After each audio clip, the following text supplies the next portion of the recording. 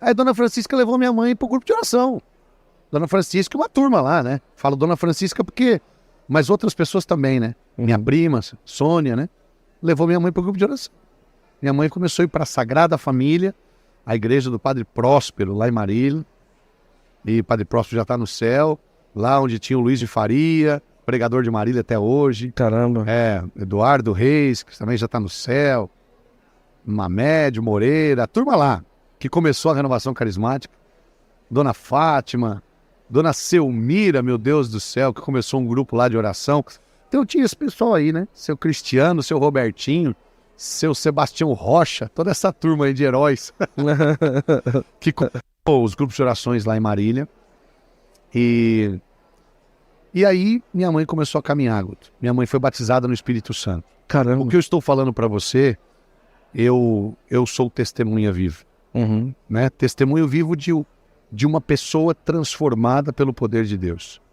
Tá? Aquela resposta que eu não tinha no quarto aquele dia, de um poder que pudesse libertar uma pessoa, eu vi o Espírito Santo libertando a minha mãe. Claro que o que a gente está contando aqui, em minutos, foi acontecendo nos anos, né?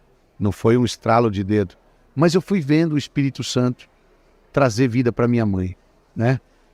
E isso foi uma coisa extraordinária. Foi tão forte e tão impactante isso, mas tão impactante, que tem muitas coisas que minha mãe não lembra.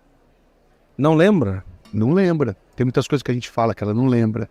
E tem muitas coisas que a família, né, ficou impressionada que ela não entende o porquê. Mas a transformação da minha mãe, além de ser visível, além de ser poderosa, foi muito milagrosa, né? Porque uma pessoa dessa, você pensa assim, pô, ela só vai ladeira abaixo. Quando que ela vai melhorar? Quando que um transtorno nesse nível vai passar? Quando que uma compulsão nesse nível que chegou vai passar, né? Então não vai passar. E aos poucos ela ia progredindo depois que ela foi batizada no Espírito. Progredindo.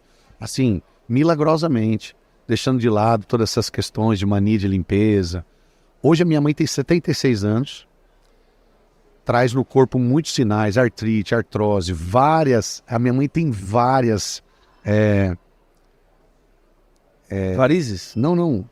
Próteses no corpo. Várias próteses? Próteses, joelho, pé. Por causa disso. Por causa de joelho, de encerar, de esfregar. Minha mãe é bem curvadinha, né? Então minha mãe traz muitas dores no corpo hoje, né? Eu trouxe ela comigo aqui para São Paulo, tive que levar ela para o lugar antes de vir para cá, porque não aguenta. Uma viagem dessa, a minha mãe tem que deitar e só amanhã agora. Então, bem debilitadinha, fisicamente. Mas uma guerreira espiritual, né? Porque aí começa todo o caminho de fé da minha mãe. Então você imagina, então lá em casa a gente tem assim, qual evangelho que a gente se vê, né? A gente sempre fala um pro outro, e você? Então minha mãe se vê naquele de Lucas 13:10, da mulher de 18 anos encurvada, que não podia absolutamente erguer-se. E de repente, Jesus toca nela e ela ergueu-se. Caramba. E quando ela chega em casa, tá tudo curvado, só tá ela erguida. Caramba. Porque a gente não pensa nisso, né? Mas a mulher que 18 anos está encurvada, quando ela chega na casa dela, tudo estava adaptado à doença dela. E agora ela tem que levantar tudo isso. Caramba. Então minha mãe diz assim, por onde começar? E ela foi levando, cara, filho por filho. Então meu irmão, né? Eu, minha irmã. Então todo mundo foi vindo. Mas não precisou muita coisa, porque era tão forte o que estava acontecendo. Exatamente. Que todos nós queríamos ver, né? Olha, cara. Então você imagina, o meu irmão batizado no Espírito Santo, hoje inclusive está nos Estados Unidos hoje pregando lá, né, durante esse período.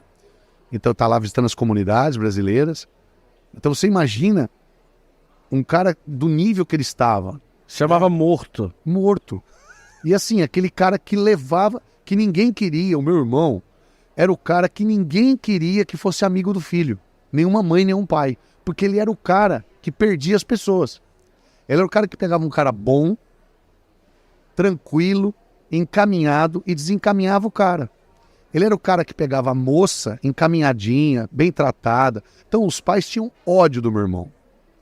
Então, assim, ele era aquele cara que fez mal para muita gente, que desencaminhou muita gente. Ele não era o cara no meio da turma, né? Então, quando meu irmão se converteu,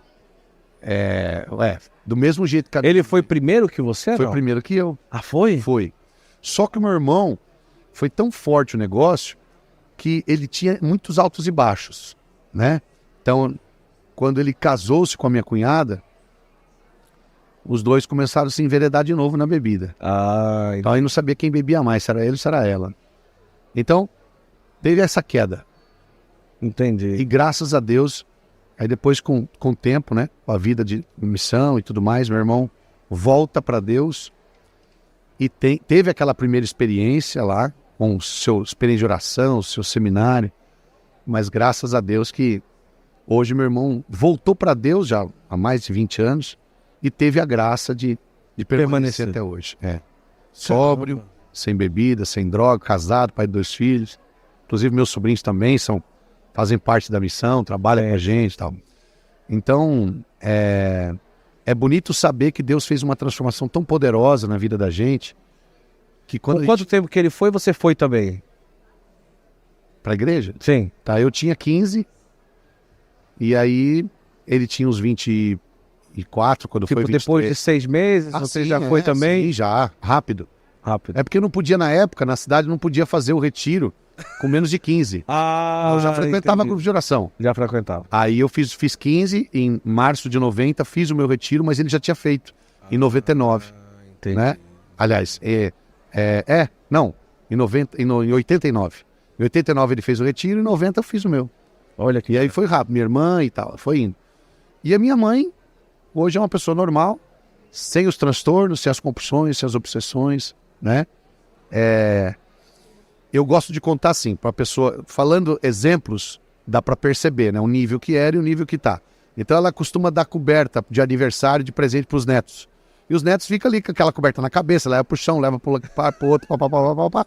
E a gente se incomoda demais, né? Porque a gente fala, pô, Na nossa época, a Cara, coberta tu fala não podia assim, tocar o chão. os caras pegam a coberta, os moleques a coberta no chão, joga a cabeça, joga no chão, cachorro, Aí hoje- cabelo. A gente Hoje tem aquela... ela faz o contrário. Aí eu falo assim, moleque, sai daqui com essa coberta, vai levar pra lá pra cama, aquilo não é lugar de coberta não, cheio de cabelo no chão. Aí ela pega e fala assim, deixa o menino. Ah!